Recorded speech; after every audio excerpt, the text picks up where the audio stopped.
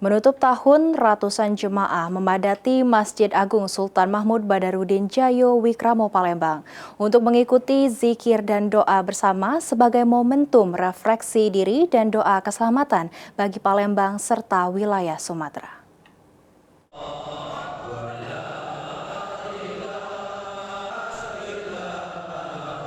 Malam pergantian tahun digunakan pengurus Masjid Agung untuk mengajak warga berzikir dan berdoa.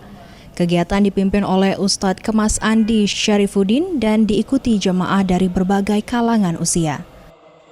Ketua Pengurus Yayasan Masjid Agung Palembang, Ki Agus Abdul Rozak mengatakan, momen pergantian tahun dimanfaatkan sebagai sarana evaluasi diri atas perjalanan hidup selama setahun, sekaligus memohon agar Palembang dan Sumatera Selatan senantiasa diberikan keselamatan, keberkahan, serta dijauhkan dari mara bahaya. Selain mendoakan Palembang, jemaah juga memanjatkan doa bagi saudara-saudara di Aceh, Sumatera Utara, dan Sumatera Barat yang tengah diuji bencana agar diberikan kekuatan dan jalan keluar. Dengan acara seperti ini, Allah akan menurunkan rahmat kepada kita semua. Palembang mengalir sungai di tengahnya, itu tanda-tanda kebaikan dari Allah SWT.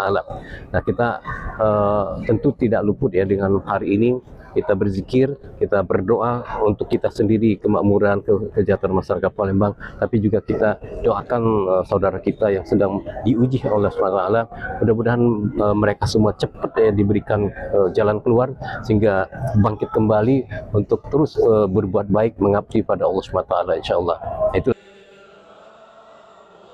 Salah satu jemaah Budi berharap zikir dan doa bersama ini dapat menjauhkan Sumatera Selatan dari bencana serta mempercepat pemulihan daerah-daerah di Sumatera Selatan yang terdampak musibah. Zikir yang sekarang kita lakukan ini bagus itu ya, dan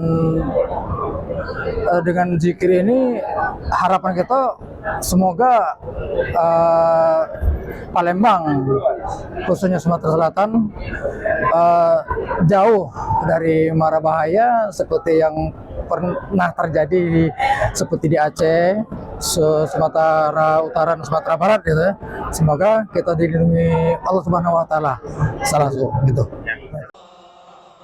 Zikir dan doa bersama berlangsung khusyuk dan tertib menjadi penutup tahun yang penuh makna spiritual bagi seluruh masyarakat.